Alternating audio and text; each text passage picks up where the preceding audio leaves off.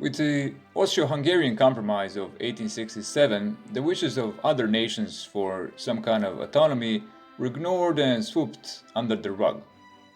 It was not uncommon that the same nations were divided by administrative lines, living in both parts of the empire.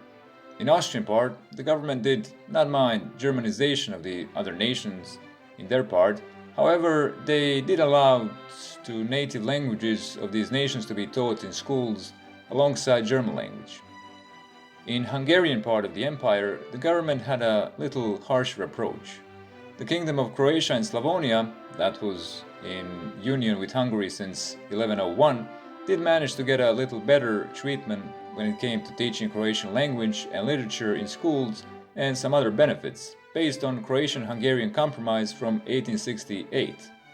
The government was less understanding towards similar wishes of other nations, including Slovaks. The main political direction of Hungarian government was the so-called Magyarization or Hungarization. The goal of such policies were to turn non-Hungarians into Hungarians, to create a nation-state in which every citizen would feel like a Hungarian. The Magyarization was not a new phenomenon. After liberation from the Ottomans in 1787, the Hungarian language had been spoken by some 29% of population. By the year 1850, the percentage reached 44%. The first requirement to get a job in public sector was the ability to speak Hungarian. From 1869 until 1911, the number of Slovakian elementary school decreased from 1,911 to only 440. One of the law even predicted that the teacher could be fired if their students were not fluent in Hungarian. The main allies of these policies were Slovakian lesser nobility. They were not necessarily interested in reasoning behind the Magyarization, they were just hoping to keep their privileges.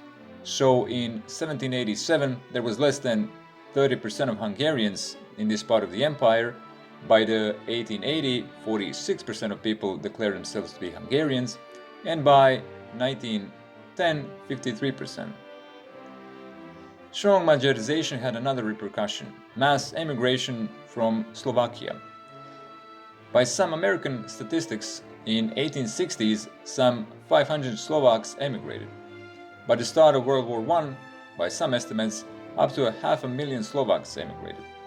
Of course, we can't say all or even most of them emigrated just because of governmental policies, but it was still a sizable number. In 1910, Slovakian newspaper published an article that said Slovakian diaspora was sending up to $200 million a year to their homeland from abroad. Politically wise, in June 1861, Memorandum of Slovakian People was published. That was a plan of achieving Slovakian national interests divided into 4 points. First, protection under law of Slovakian sovereignty and equality of Slovakian language in Hungary. Second, form Slovakian autonomous regions inside Hungary. Third, secure national and language rights in those regions. And fourth, secure a certain numbers of Slovakian members to the Hungarian parliament.